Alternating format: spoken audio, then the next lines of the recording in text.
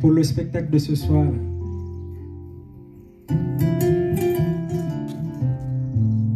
j'ai fait appel à 2 ou 3 compositions.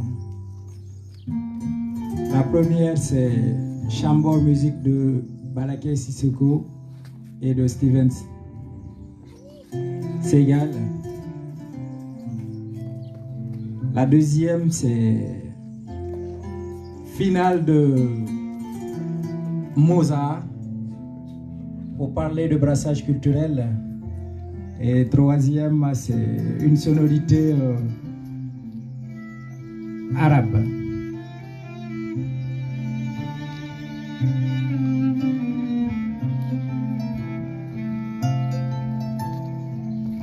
Mes valeurs traditionnelles me poussent à toujours faire une rétrospective sur la culture ancienne de la forêt sacrée, c'est-à-dire la première civilisation africaine.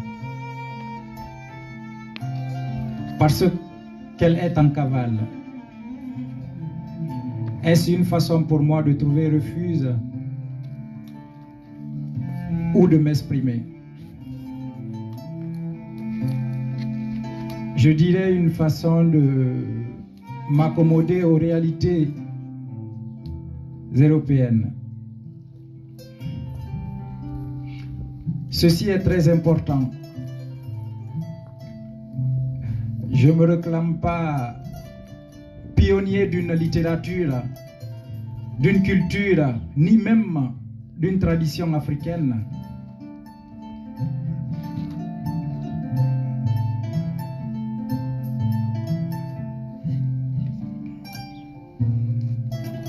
Mais ma parole est téméraire, ma voix est aigre, ma douleur est haine. Dans cette perspective, je me porterai au flambeau d'un nouveau peuple comme parolier des consciences perdues.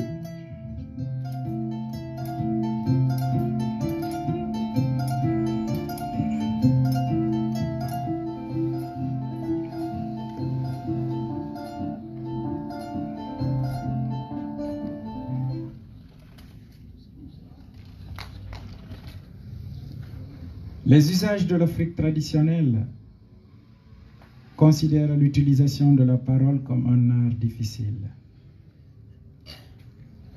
Car ils disent qu'il est arrivé à la parole de pleurer en 3 circonstances.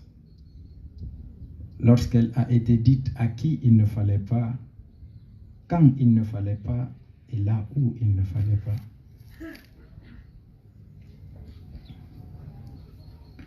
Le griot est un homme à sac à parole, capable de faire des révélations extraordinaires de la bravoure ancestrale sans qu'il n'ait vécu le temps. Tandis que le poète, il ne se réclame pas maître des mots, il n'invente pas son histoire. Un poète est un sorcier qui porte en lui la vérité. En déclamant,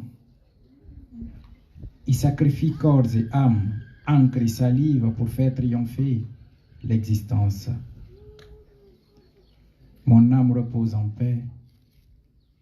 Je ne suis plus de ce monde.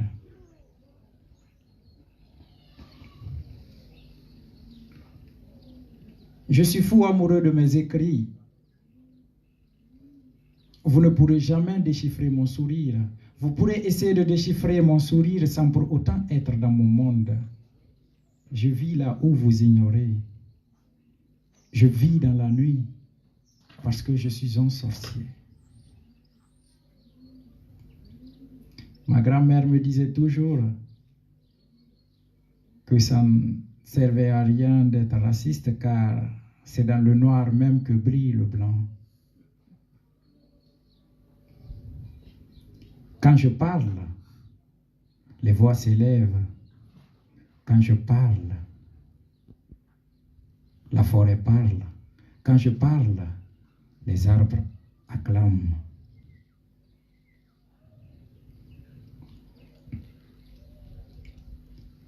La corbeille du poète est comparable à celle d'un étranger, vide de graines. pleine de sens, d'humour, d'humeur, d'amour et de poésie.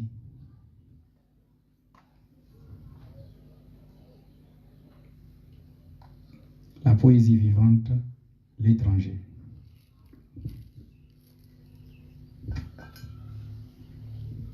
C'était une petite présentation et là on va commencer par les poèmes.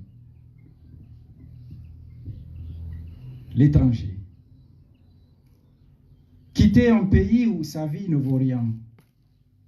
S'injecter un contraceptif en sachant que le viol, la torture sont les prix à payer pour franchir les frontières sans papier ni argent.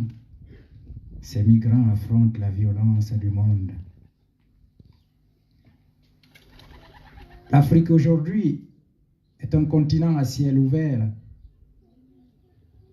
et le flux migratoire est un phénomène qui anéantit le développement socio-économique, politique et culturel.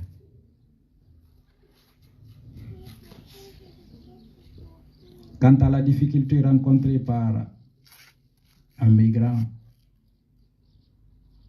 qui trace son propre chemin à la recherche d'une vie meilleure, n'est pas due à l'inexistence d'une civilisation, mais incontournable pour tout homme de mentalité évoluée. Les puissances dites mondiales, pour la survie de leur noble et respectable population, nous imposent des dirigeants à mentalité réduite qui transforment l'Afrique en un véritable champ de bataille. D'où la réunion de l'impunité, des arrestations arbitraires et même des constitutions taillées sur mesure. Accessoirement,